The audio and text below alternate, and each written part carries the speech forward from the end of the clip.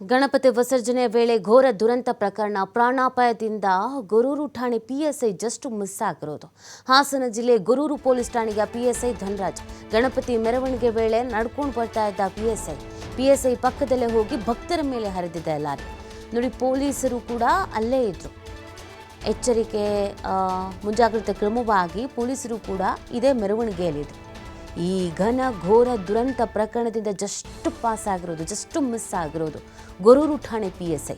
ಹಾಸನ ಜಿಲ್ಲೆ ಗೊರೂರು ಪೊಲೀಸ್ ಠಾಣೆಯ ಪಿಎಸ್ಐ ಧನರಾಜ್ ಅವರು ಗಣಪತಿ ಮೆರವಣಿಗೆ ವೇಳೆ ನಡ್ಕೊಂಡು ಬರ್ತಾ ಇದ್ರಂತೆ. ಇದೇ ಸಂದರ್ಭದಲ್ಲಿಗೆ ಪಕ್ಕದಲ್ಲೇ ಟ್ರಕ್ ಹೋಗಿದೆ. ಕೂದಲೆಳೆ ಅಂತರದಲ್ಲಿ ಪಾರಾಗೋದು ಅಂತಾರಲ್ಲ, ಹಾಗಾಗಿದೆ.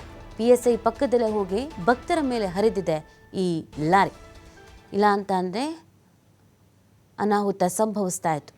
ಅವರು ಕೂಡ ಮೆರವಣಿಗೆ ಹೇಗೆ ನಡೀತಿದೆ, ಏನು ಎತ್ತ ಅಂತ ಭದ್ರತೆಯನ್ನು ಚೆಕ್ ಮಾಡ್ತಾ ಇದ್ರಂತೆ. ಸೊ ಅದಕ್ಕೆ ಅಂತ ನಡ್ಕೊಂಡು ಬರ್ತಾ ಇದ್ರಂತೆ. ಈ ಸಂದರ್ಭದಲ್ಲಿಗೆ ಈ ಒಂದು ಅಪಘಾತ ಸಂಭವಿಸಿರೋದು. ಅವ್ರು ನಡ್ಕೊಂಡು ಬರ್ತಿದ್ದಂಥ ಸಂದರ್ಭದಲ್ಲಿಗೆ ಈ ಟ್ರಕ್ ಅವ್ರ ಕಣ್ಣು ಮುಂದೆನೇ ಹೋಗಿ ಭಕ್ತರ ಮೇಲೆ ಹರಿದಿದೆ. ಇವತ್ತಿಗೇನು 9 ಜನ ಸಾವನ್ನಪ್ಪಿದ್ದಾರೋ, ಈ ಪ್ರಕರಣ ಅವರ ಕಣ್ಣು ಮುಂದೆನೇ ನಡೆದಿರೋದು. ಅವರು ಜಸ್ಟ್ ಮಿಸ್ ಆಗಿದ್ದಾರೆ. ಈ ಬಗ್ಗೆ ಮತ್ತಷ್ಟು ಮಾಹಿತಿಯನ್ನು ನೀಡ್ತಾರೆ ನಮ್ಮ ಪ್ರತಿನಿಧಿ ಪ್ರಕಾಶ್. ಲೈವ್ನಲ್ಲಿ ಜಾಯ್ನ್ ಆಗ್ತಾ ಇದ್ದಾರೆ. ಪ್ರಕಾಶ್, ಈ ದುರಂತದ ಬಗ್ಗೆ ಒಂದೊಂದೇ ಮಾಹಿತಿಗಳು ಸಿಗ್ತಾ ಇದೆ. ಕೆಲವರು ಚಾಲಕ ಡ್ರಿಂಕ್ಸ್ ಮಾಡಿದ್ದ ಅಂತಿದ್ದಾರೆ, ಇನ್ನು ಕೆಲವರು ಚಾಲಕ ಡ್ರೈವ್ ಮಾಡ್ತಿರ್ಲಿಲ್ಲ, ಕ್ಲೀನರ್ ಮಾಡ್ತಿದ್ದ ಅಂತಿದ್ದಾರೆ. ಇನ್ನು ಘಟನೆಯಲ್ಲಿ ಕೆಲವರು ಜಸ್ಟ್ ಮಿಸ್ ಆಗಿದ್ದಾರೆ ಅನ್ನೋದ್ರ ಬಗ್ಗೆ ಮಾಹಿತಿ ಸಿಗ್ತಿದೆ. ಇವತ್ತಿನ ಅಪ್ಡೇಟ್ ಏನೇನಿದೆ ಅಂತ? ನೀತಿ, ಈ ಪ್ರಕರಣವನ್ನು ಕೆದಕುತ್ತಾ ಹೋದರೆ ಒಂದಿಲ್ಲ ಒಂದು ಮಾಹಿತಿ ಹೊರಗೆ ಬರ್ತಾನೆ ಇರುವಂಥದ್ದು. ಒಂದು ಪ್ರಕಾರ ಹೇಳ್ತಾ ಇರುವಂಥದ್ದು, ಇಲ್ಲಿನ ಸ್ಥಳೀಯರ ಮಾಹಿತಿಯ ಪ್ರಕಾರ ಚಾಲಕ ಭುವನೇಶ್ ಏನಿದ್ದಾನೆ ಆತ ಸಾಕಷ್ಟು ಪಾನಮತ್ತನಾಗಿದ್ದ ಅನ್ನುವ ಮಾಹಿತಿಯನ್ನು ಕೂಡ ಹೇಳ್ತಾ ಇರುವಂಥದ್ದು. ಒಂದು ಕಡೆ ಅದೆಲ್ಲೋ ಈ ಹಿಂದೆ ಹಾಸನದಿಂದ ಇಂಡಸ್ಟ್ರಿಯಲ್ ಏರಿಯಾ ಏನಿದೆ, ಇಂಡಸ್ಟ್ರಿಯಲ್ ಏರಿಯಾದಲ್ಲಿ ಬರ್ತಕ್ಕಂತಹ ಸಂದರ್ಭದಲ್ಲಿ ಅಲ್ಲಿ ಅಪಘಾತವನ್ನು ಮಾಡಲಾಗಿತ್ತು. ನಂತರದಲ್ಲಿ ಓವರ್ ಸ್ಪೀಡ್ನಲ್ಲಿದ್ದ, ಹಾಗಾಗಿ ಅವನ್ನ ಏನಾದರೂ ಬೇರೆಯವರು ಓವರ್ಟೇಕ್ ಮಾಡಿ, ಅಂದರೆ ಅವನ್ನ ಹಿಡಿಲಿಕ್ಕೆ ಏನಾದರೂ ಬಂದಂಥ ಸಂದರ್ಭದಲ್ಲಿ ಈ ಥರ ಆಯಿತಾ, ಸಾಕಷ್ಟು ಪ್ರಶ್ನೆಗಳು ಇದರಲ್ಲಿ ಬರ್ತಾ ಇರುವಂಥದ್ದು. ಇದು ಪೊಲೀಸರು ತನಿಖೆ ಮಾಡಿದ ನಂತರ ಸ್ಪಷ್ಟವಾಗಿ ಗೊತ್ತಾಗುತ್ತೆ. ಯಾಕಂದರೆ ಯಾರ್ಯಾರು ಏನೇನು ಹೇಳ್ತಾರೆ ಅದನ್ನೆಲ್ಲವನ್ನು ಕೂಡ ನಾವು ಹೇಳಲಿಕ್ಕೆ ಅಸಾಧ್ಯ. ಹಾಗಾಗಿ ಪೊಲೀಸರು ಈಗಾಗಲೇ ಚಾಲಕ ಮತ್ತು ಲಾರಿ ಕ್ಲೀನರ್ ಏನಿದ್ದಾನೆ ಆತನನ್ನು ತನಿಖೆಗೆ ಒಳಪಡಿಸಿದಂತಹ ಸಂದರ್ಭದಲ್ಲಿ ಆತ ಪಾನಮತ್ತನಾಗಿದ್ದನ್ನ, ಅಚಾತುರ್ಯವಾಗಿ ಅಚಾನಕ್ಕಾಗಿ ಘಟನೆ ನಡೆದಿದೆಯಾ ಅನ್ನುವ ತನಿಖೆಯನ್ನು ಕೂಡ ಈಗಾಗಲೇ ಮಾಡಬೇಕಾಗುತ್ತೆ. ಒಂದು ಕಡೆ ಗೊರೂರು ಠಾಣೆಯಲ್ಲಿ ಭುವನೇಶ್ ವಿರುದ್ಧ ಈಗಾಗಲೇ FIR ಕೂಡ ದಾಖಲಾಗಿರ್ತಕ್ಕಂಥದ್ದು. ಜೊತೆಗೆ ಬಹಳ ಮುಖ್ಯವಾಗಿ ಗೊರೂರು PSI ಏನಿದ್ದಾರೆ ಅವರು ಕೂಡ ಪ್ರಾಣಾಪಾಯದಿಂದ ಪಾರಾಗಿದ್ದಾರೆ. ಅದೃಷ್ಟವಶಾತ್ ಪ್ರಾಣಾಪಾಯದಿಂದ ಪಾರಾಗಿದ್ದಾರೆ ಅಂತಲೇ ಹೇಳ್ಬೋದು. ಘಟನೆಯ ವೇಳೆಯಲ್ಲಿ ಗಣೇಶ ವಿಸರ್ಜನೆ ಎಡಭಾಗದ ರಸ್ತೆಯಲ್ಲಿ ವಿಸರ್ಜನೆಯ ಮೆರವಣಿಗೆ ಬರ್ತಾ ಇರುತ್ತೆ. ಬಲಭಾಗದಲ್ಲಿ ಗೊರೂರು ಠಾಣೆಯ PSI ಕೂಡ ನಡೆದುಕೊಂಡು ಹೋಗ್ತಾ ಇರ್ತಾರೆ. ಅಂತಹ ಸಂದರ್ಭದಲ್ಲಿ ಅಚಾನಕ್ಕಾಗಿ ಲಾರಿ ಸ್ಪೀಡಾಗಿ ಬರುವಂಥದ್ದು, ಬ್ಯಾರಿಕೇಡ್ನ ಒಡೆದಾಕಿ ಒಳಗಡೆ ಲಾರಿ ನುಗ್ಗುತ್ತೆ. ಅಂಥ ಸಂದರ್ಭದಲ್ಲಿ ಸ್ಥಳದಲ್ಲಿ 3 ರಿಂದ 4 ಜನ ಸಾವನ್ನಪ್ತಾರೆ. ಆಸ್ಪತ್ರೆಗೆ ತೆಗೆದುಕೊಂಡು ಹೋಗ್ತಿದ್ದಂಥ ಸಂದರ್ಭದಲ್ಲಿ ಮಾರ್ಗ ಮಧ್ಯೆ ಒಂದಿಷ್ಟು ಜನ ಸಾವನ್ನಪ್ತಾರೆ. 9 ಜನ ಈಗಾಗಲೇ ಸಾವನ್ನಪ್ಪಿರುವಂಥದ್ದು.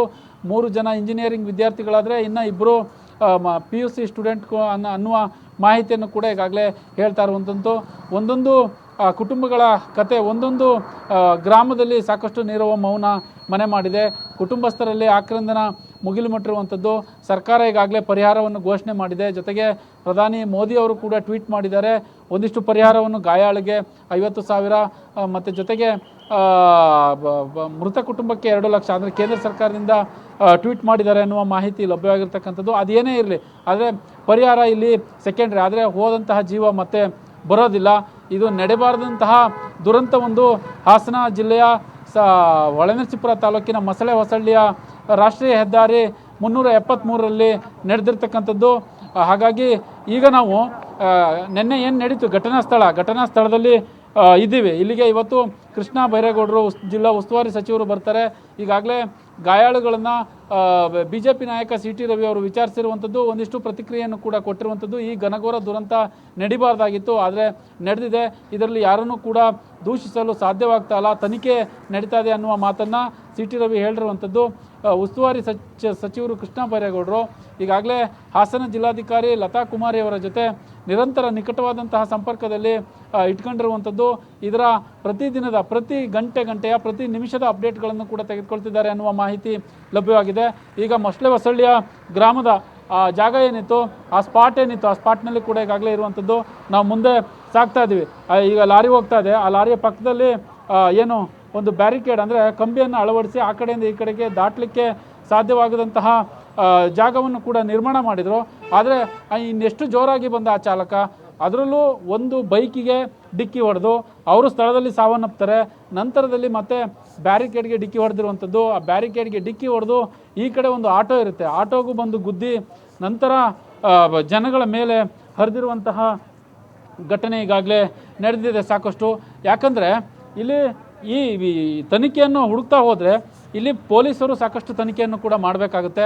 ಸ್ಥಳೀಯರು ಸಾಕಷ್ಟು ಆಕ್ರೋಶವನ್ನು ಕೂಡ ವ್ಯಕ್ತಪಡಿಸ್ತಾ ಇದ್ರು.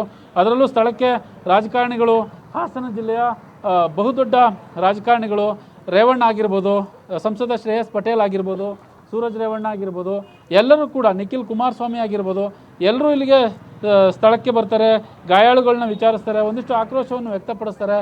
ಒಂದು ರಾತ್ರಿಯೇ ಕೂಡ ರೇವಣ್ಣರವರು TV5ಗೆ ಒಂದು ಹೇಳಿಕೆಯನ್ನು ಕೂಡ ನೀಡಿದರು. ಅಂದರೆ ಪಾನಮತ್ತನಾಗಿದ್ದನ, ಚಾಲಕ ಪಾನಮತ್ತನಾಗಿದ್ದಾನ, ಅದನ್ನು ಮೊದಲು ಇವರು ತನಿಖೆ ಮಾಡಬೇಕಾಗುತ್ತೆ. ಯಾಕೆ ಇಷ್ಟೊಂದು ಜನ ಮೆರವಣಿಗೆ ಮಾಡ್ತಿದ್ದಂತಹ ಸಂದರ್ಭದಲ್ಲಿ ನೋಡಿ, ಯಾಕಂದರೆ 500ರಿಂದ 1000ಕ್ಕೂ ಹೆಚ್ಚು ಜನ ಇಲ್ಲಿ ಗಣೇಶ ವಿಸರ್ಜನೆಯಲ್ಲಿ ಪಾಲ್ಗೊಂಡಿರ್ತಾರೆ, ಮೆರವಣಿಗೆ ಮಾಡ್ತಾ ಇರ್ತಾರೆ. ಆ ಮೆರವಣಿಗೆ ಮಾಡ್ತಿದ್ದಂತಹ ಸಂದರ್ಭದಲ್ಲಿ ಪೊಲೀಸರು, ಗೊರೂರು ಪೊಲೀಸ್ ಠಾಣೆಯವರು ಇಲ್ಲಿ ಬೀಡು ಬಿಟ್ಟಿರ್ತಾರೆ. ಅಂದರೆ ಆ ಪೊಲೀಸ್ ಠಾಣಾ ವ್ಯಾಪ್ತಿಯಲ್ಲಿ ಆಗಿರ್ತಕ್ಕಂತಹ ಸಂದರ್ಭದಲ್ಲಿ ಏನು ಒಂದು 15ರಿಂದ 20 ಜನ ಪೊಲೀಸರು ಇಲ್ಲಿ ಬೀಡು ಬಿಟ್ಟಿದ್ರು. ಒಂದಿಷ್ಟು ಅವರಿಗೆ ಮಾರ್ಗದರ್ಶನವನ್ನು ಕೂಡ ನೀಡಿದರು. ಅಂದರೆ ಹಿಂದೆ ವಾಹನಗಳನ್ನ ಅಲ್ಲಿ ಬ್ರೇಕ್ ಮಾಡಲಾಗಿತ್ತು. ಈ ರಸ್ತೆ ಏನಿದೆ ಈಗ ಹೋಗ್ತಾ ಇದೆಯಲ್ಲ, ಇದು ಹಾಸನ ಕಡೆಗೆ ಹೋಗೋ ರಸ್ತೆ, ನನ್ನ ಹಿಂದೆ ಇರುವಂಥದ್ದು. ಈ ರಸ್ತೆಯನ್ನು ಒಂದು ಸ್ವಲ್ಪ ಹೊತ್ತು ಬ್ಯಾನ್ ಮಾಡಲಾಗಿತ್ತು. ಆ ಕಡೆ ಏಕಮುಖ ಸಂಚಾರಕ್ಕೆ ಅವಕಾಶ ಮಾಡಿಕೊಡ್ಲಾಗಿತ್ತು. ಹಾಗಾಗಿ ಪೊಲೀಸರು ಕೂಡ ಸಾಕಷ್ಟು ಮುಂಜಾಗ್ರತಾ ಕ್ರಮವಾಗಿ ಕೆಲಸ ಮಾಡ್ತಿದ್ರು ಅನ್ನುವ ಮಾಹಿತಿ ಇರುವಂಥದ್ದು. ಆದರೆ ಸ್ಥಳೀಯರು ಒಂದೊಂದು ರೀತಿಯ ಒಂದೊಂದು ಥರವಾಗಿ ಆರೋಪ ಮಾಡ್ತಾರೆ. ಇಲ್ಲಿ ಪೊಲೀಸ್ ಭದ್ರತೆ ಇರಲಿಲ್ಲ, ಹೆಚ್ಚು ಪೊಲೀಸರು ಇರಲಿಲ್ಲ, ಟ್ರಾಫಿಕ್ ಪೊಲೀಸರು ಇರಲಿಲ್ಲ ಅನ್ನುವ ಆರೋಪವನ್ನು ಮಾಡ್ತಾರೆ. ಆದರೆ ಅದೆಲ್ಲವೂ ಒಂದು ಕಡೆ ಸೆಕೆಂಡ್ರಿ. ಆದರೆ ಅಚಾನಕ್ ಆಗಿರ್ತಕ್ಕಂತಹ ಘಟನೆ ಇದೆಯಲ್ಲ, ಆ ಲಾರಿ ನುಗ್ಗಿ ಬಂದು ಜನಗಳ ಮೇಲೆ ಅಂದರೆ ಗಣೇಶ ವಿಸರ್ಜನೆಯ ಉತ್ಸವದಲ್ಲಿ ಪಾಲ್ಗೊಂಡಿದ್ದಂತಹ ಮೃತಪಟ್ಟಂತಹ ವಿದ್ಯಾರ್ಥಿಗಳು ಏನಿದ್ದಾರೆ, ಸ್ಥಳೀಯರೇನಿದ್ದಾರೆ, ಅವರ ಮೇಲೆ ಹರಿದಂತಹ ಇದಿದೆಯಲ್ಲ, ಅದು ನಿಜಕ್ಕೂ ಘನಘೋರ ದುರಂತ ಅಂತಲೇ ಹೇಳ್ಬೋದಾಗುತ್ತೆ. ಈಗ ತನಿಖೆಯ ದಿಕ್ಕನ್ನು ಕೂಡ ಪೊಲೀಸರು ಒಂದಿಷ್ಟು ಮಾಹಿತಿಯನ್ನು ತೆಗೆದುಕೊಂಡಿದ್ದಾರೆ. ದಕ್ಷಿಣ ವಲಯ IGP ಬೋರ್ಲಿಂಗಯ್ಯರವರು ತಡರಾತ್ರಿಯಿಂದಲೂ ಹಾಸನದಲ್ಲಿ ಬೀಡು ಬಿಟ್ಟಿರುವಂಥದ್ದು. ಜೊತೆಗೆ ಮೊಹಮ್ಮದ್ ಸುಜಿತ್ SP ಅವರು ಕೂಡ ಸಾಕಷ್ಟು ಮಾಹಿತಿಯನ್ನು ತೆಗೆದುಕೊಂಡಿದ್ದಾರೆ. ಒಂದೊಂದು ರೀತಿಯಾಗಿ ಯಾವೆಲ್ಲ ತನಿಖೆಗಳನ್ನ ಮಾಡಬೇಕು ಆ ರೀತಿಯಾಗಿ ಒಂದು 3 ಟೀಮ್ ಮಾಡಿದ್ದಾರೆ ಅನ್ನುವ ಮಾಹಿತಿ ಲಭ್ಯವಾಗಿರ್ತಕ್ಕಂಥದ್ದು. ಹಾಗಾಗಿ ಅವೆಲ್ಲವನ್ನು ಕೂಡ ಪೊಲೀಸರು ನೋಡಿಕೊಳ್ತಾ ಇದ್ದಾರೆ. ಕೆಲವೇ ಕ್ಷಣಗಳಲ್ಲಿ ಇಲ್ಲಿಗೆ ಜಿಲ್ಲಾ ಉಸ್ತುವಾರಿ ಸಚಿವ ಕೃಷ್ಣ ಬೈರೇಗೌಡರು ಕೂಡ ಬರ್ತಾರೆ ಅನ್ನುವ ಮಾಹಿತಿ ಲಭ್ಯವಾಗಿರ್ತಕ್ಕಂಥದ್ದು. ಸ್ಥಳೀಯರಿಗೆ ನಾವು ಇನ್ನೊಂದು ದೃಶ್ಯಾವಳಿಗಳನ್ನು ತೋರಿಸ್ತೀನಿ ನೀತಿ. ಈಗಾಗಲೇ ಪೊಲೀಸರು ಮತ್ತು ಪೊಲೀಸರು ಇಲ್ಲಿ ಸ್ಥಳದಲ್ಲಿ ಬೀಡು ಬಿಟ್ಟಿದ್ದಾರೆ. ಇಲ್ಲಿಗೆ ಈ ಘಟನಾ ಸ್ಥಳಕ್ಕೆ ಜಿಲ್ಲಾ ಉಸ್ತುವಾರಿ ಸಚಿವ ಕೃಷ್ಣ ಬೈರೇಗೌಡರು ಬರ್ತಾರೆ ಅನ್ನುವ ಮಾಹಿತಿ ಇರುವಂಥದ್ದು. ಹಾಗಾಗಿ ಒಂದಿಷ್ಟು ಪೊಲೀಸ್ ಭದ್ರತೆಯನ್ನು ಕೂಡ ಹೆಚ್ಚಿಸ್ಕೊಂಡಿದ್ದಾರೆ. ಆಮೇಲೆ ಜೊತೆಗೆ ನಮಗೆ ಒಂದು ದೃಶ್ಯಾವಳಿ ಸಿಕ್ಕಿದೆ. ಆ ದೃಶ್ಯ ಏನಂತ ಅಂದರೆ, ಸೇಮ್ ಈ ಜಾಗದಲ್ಲಿ ಅಂದರೆ ಲಾರಿ ಏನಿದೆ, ಆ ಲಾರಿ ಹರಿದು ಬರುತ್ತಲ್ಲ, ಆ ಹರಿದು ಬರುವಂತಹ ವಿಡಿಯೋ ಏನಿದೆ, ಆ ವಿಡಿಯೋನ ಮೋಸ್ಟ್ಲಿ ಬಹುತೇಕ ಈ ಬಿಲ್ಡಿಂಗ್ ಏನಿದೆ, ಆ ಹಳ್ಳಿ ರೆಸ್ಟೋರೆಂಟ್ ಅಂದರೆ ಚೇತನ್ ಸಂಕೀರ್ಣ ಅಂತ ಬಿಲ್ಡಿಂಗ್ ಏನಿದೆ, ಆ ಬಿಲ್ಡಿಂಗ್ನಿಂದ ಮೋಸ್ಟ್ಲಿ ಕವರೇಜ್ ಮಾಡಿಸಬೇಕು ಅನಿಸುತ್ತೆ. ಅಂದರೆ ಮೊಬೈಲ್ನಲ್ಲಿ ಕವರ್ ಮಾಡಿಸುತ್ತೆ ಅನಿಸುತ್ತೆ. ಆ ಲಾರಿ ಇಲ್ಲಿಂದ ಬಂದು ವೇಗವಾಗಿ ನುಗ್ಗುವಂತಹ ದೃಶ್ಯ ಮೋಸ್ಟ್ಲಿ ಆ ಬಿಲ್ಡಿಂಗ್ನಿಂದ ತೆಗೆದಿರ್ಬೋದು ಅನ್ನುವ ಸಾಧ್ಯತೆಗಳು ಕೂಡ ಈಗಾಗಲೇ ಇರುವಂಥದ್ದು.